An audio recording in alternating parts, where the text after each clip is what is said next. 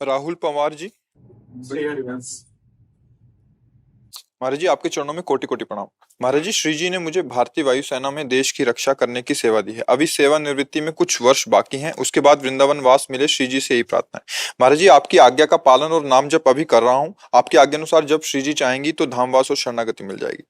महाराज जी, आपके सत्संग सुनने के बाद कोई प्रश्न शेष तो नहीं रह जाता, लेकिन परिवारजनों की लिए कृपया मार्गदर्शन करें। अगर किसी कामना की पूर्ति के लिए परिवारिक जन किसी अनुष्ठान पूजा पद्धति के लिए कहें और मुझे श्री जी से उनके प्रेम को छोड़कर कुछ और मांगना घाटे का सौदा लगता है, इस स्थिति में मैं क्या करूं? हाँ, बात आपकी प्रशंसनीय है, ठीक ही है, पर अगर हमारी बात आपको समझ में आ जाए, मांगने की जरूरत ही नहीं है। कोई अल्पज्ञ है क्या प्रभु? तो सब जानते हैं, वो वही देंगे जितने से हम माया रहित हो जाएं। अगर हम मांगे हमें संतान हो जाए, हमारे ये हो जाए, हमारे वो हो जाए, और उनकी इच्छा है कि ये सिर्फ आखिरी जन्म इसका हो, और वो नहीं देना चाहते, आपको नहीं फंसाना चाहते, ठीक है, अगर वो दे दिए, उसका राग खत्म कर दिया, वो भजन मार्ग में आगे बढ़ रहा है, पूरा जीवन उनको समर्पित कर दो। देखो, आज सत्संग सुना है क्या? भगवान ने अपनी श्रीमुख से बात कही, जननी जनक बंधु सुत दारा, तन धन धाम सुहृद परिवारा, सबकी ममता ताग बटोरी, मम पद मनहि बांध बर डोरी। फिर मैं कृपा करूंगा तो उसको अनुभव में समदर्शी, इच्छा कछु नाही, हर्ष शोक भय नहीं मन माहे, असज्जन ममुर बस कैसे, लोभी हृदय बशोधन जैसे। अब अध्यात्म और संसार भौतिकता में तो बहुत अंतर है ना। भौतिक बुद्धि तो यही चाहेगी ना कि अगर कोई भगवान है तो मेरे अनुकूल चले, मैं जो चाहूं संपत्ति दें, जो चाहूं वो काम बन जाए, जैसे चाहूं वैसे मैं विचरण करूं, मेरे ऊपर कोई शासन नहीं। अगर भगवान है तो ऐसी कोई कृपा करे। ये भौतिक बुद्धि पागलों जैसी है।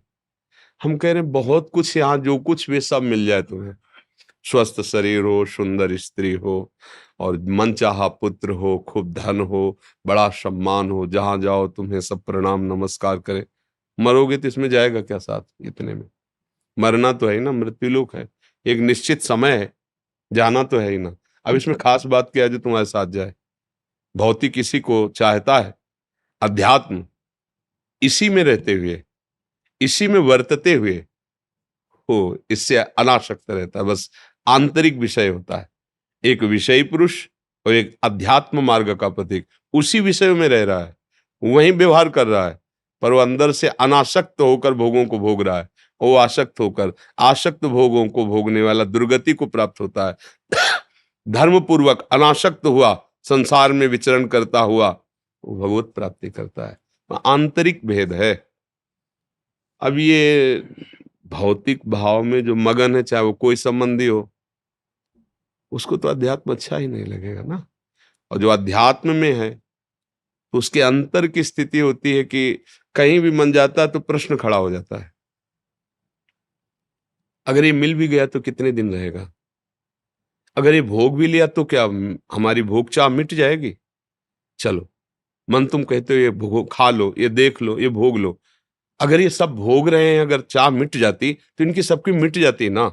विवेक इतना प्रवीण होता है कि उसे सब जगह से उदास कर देता है। असत वस्तुओं, असत भोग, असत संबंध, नारायण हरि लगन में पांचों अनुस्वाद, विषय भोग, निद्रा, हंसी, जगत प्रीति बहुबात। अब संसारिक पुरुष का यही जीवन होता है, विषय भोग, निद्रा, हंसी, जगत प्रीत बहुबात, यही जीवन होता है। और उपासक को यही अरुचिकर हो जाता है तो वो अध्यात्म की ऊंचाई पे चढ़ता है। तो अध्यात्म और संबंध संसारिक, ये बिल्कुल ऐसे 36 में 36, एक कमू इधर एक कमू इधर है, कभी मिलान नहीं, पीठ में पीठ ही रहेगी, मिलान नहीं हो सकता, क्योंकि वो भौतिक चाहता है और वो आध्यात्मिक चाहता है। तो चाह में अंतर होने के कारण दिशा बदल गई। एक का असत संसार है और एक का सच्चिदानंद स्वरूप भगवान है। अब दोनों की भावना कैसे मिल सकती है? तो अपनी भावना को छुपा के उनकी भावना को संभालते हुए परमार्थ का प्रतीक चलता है, विरोध नहीं करता। भाई ये अनुष्ठान करो, हाँ कर तो रहे हैं ना। हमारी श्री जी लाडली जी उनका नाम जप कर रहे हैं, उनको देना होगा तो दे देंगे, इनसे बड़ा कोई अनुष्ठान नहीं। राधा राधा परा विद्या, अपनी निष्ठा अपने भाव में शांत, सुने सबकी, करे तस्मात् शास्त्रम प्रमाणम ते, गुरुजनों के शास्त्र प्रमाणित करे।